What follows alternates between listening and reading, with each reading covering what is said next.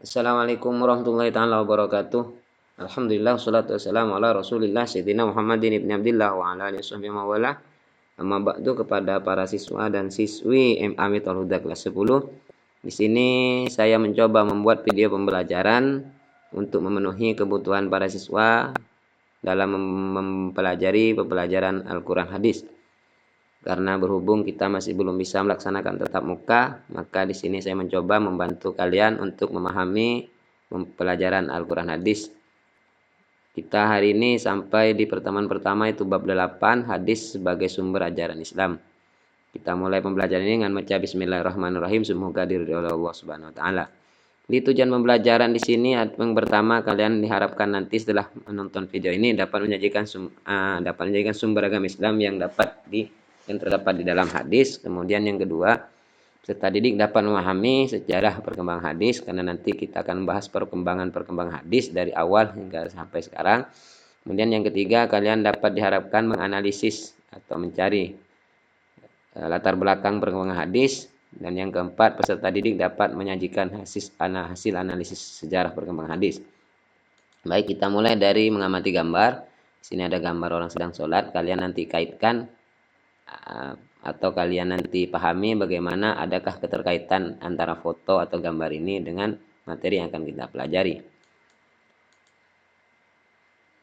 Di sesi pertama kita baca dulu, ada ulama itu dalam membagi periode perkembangan hadis itu bermacam-macam. Ada yang hanya membagi 3 periode, ada yang hanya membagi 5 periode, dan ada bahkan yang membagi 7 periode. Di sini menurut pendapat Imam Muhammad Hasbi Asy-Siddiqi membagi perkembangan hadis itu menjadi 7 sejak periode Nabi hingga sekarang. Di periode pertama, perkembangan hadis pada masa Rasulullah. Pada masa Rasulullah itu perkembangan hadis disebut asrul wahyi wa takwin, yaitu masa turunnya wahyu dan pembentukan masyarakat Islam.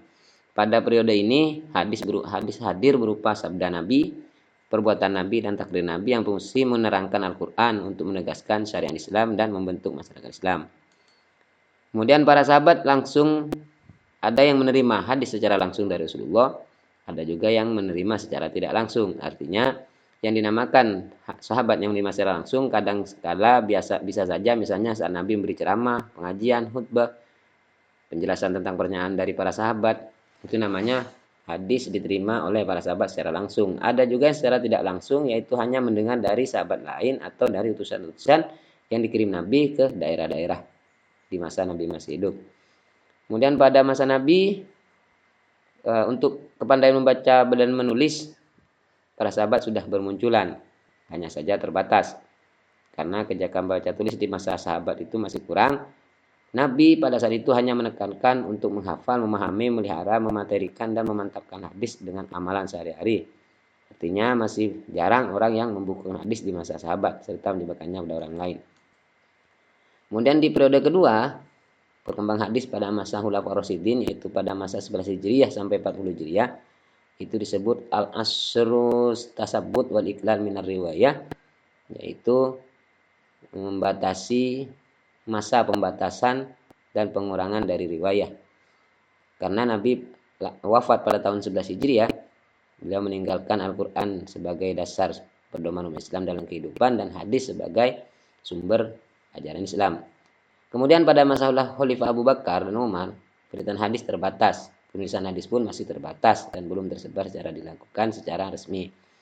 Bahkan pada masa itu Umar melarang pada para sahabat atau orang-orang yang untuk menulis hadis. Sebaliknya Umar hanya memperbanyak mengarahkan perhatiannya untuk menekankan agar sahabat menyebarluaskan Al-Quran.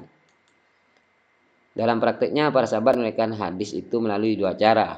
Yang pertama dengan secara lafzi, lafaz asli, yaitu menurut mereka lafal yang diterima dari Nabi yang mereka hafal lalu mereka sampaikan. Kemudian ada juga cara yang kedua, yaitu hanya dengan maknanya saja, karena para sahabat menekan maknanya karena tidak hafal lafaz asli dari Nabi. Itu para sahabat menekan hadis melalui 2 cara. Kemudian ada periode yang ketiga. Periode ketiga itu adalah masa perkembangan sahabat kecil dan tabi'in. Itu dalam bahasa Arab disebut al-asrul intisyari riwayah ilal amsar. Itu masa berkembang dan meluasnya periwayatan hadis. Pada masa ini daerah Islam sudah meluas, yakni ada yang sampai ke negeri Syam, Irak, Mesir, Samarkandi, bahkan pada tahun 93 meluas sampai ke Spanyol. Hari ini bersamaan dengan berangkatnya bersahabat ke daerah tersebut, terutama dalam rangka memangku tugas jabatan pemerintah. Mereka menyebar hadis.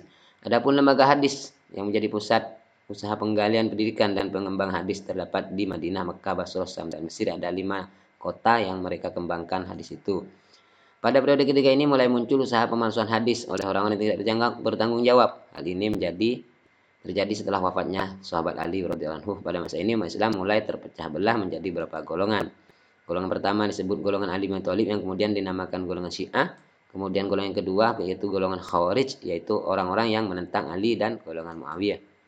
Dan ketiga golongan Jumhur atau golongan pemerintah pada masa itu. Terpecahnya umat Islam tersebut memacu orang-orang tidak bertanggung jawab untuk mendatangkan keterangan-keterangan bahasa Rasulullah untuk mendukung golongan mereka. Oleh sebab itu mereka membuat hadis palsu dan menyebarkan kepada mereka masyarakat dengan alasan ini sabda Nabi, itu namanya hadis palsu. Kemudian periode keempat. Di periode keempat ini sudah mulai berkembang hadis. Hadis pada abad kedua dan ketiga Hijriah. Dalam bahasa Arab disebut al-asrul kitab wa tadwin, yaitu masa penulisan dan pembukuan. Maksudnya penulisan dan pembukuan secara resmi, yakni diselenggarakan oleh atas inisiatif pemerintah pada saat itu yang berkuasa. Adapun kalau secara perseorangan, sebelum abad 2 Hijriah hadis sudah banyak ditulis.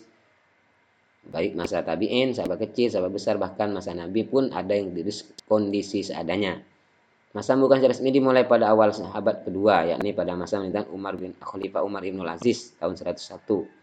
Sampai Ibn Aziz bahwa para perawi yang mengimpun hadis dalam hafalannya semakin banyak dan meninggal. Beliau khawatir apabila tidak membukukan dan mengumpulkan buku hadis dari para walinya, ada kemungkinan hadis tersebut akan lenyap di permukaan bumi.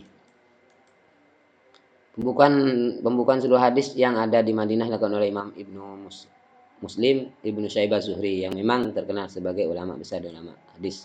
Setelah itu para ulama besar berlomba-lomba membukukan hadis atas anjuran Abu Abbas As-Saffah dan anak-anaknya.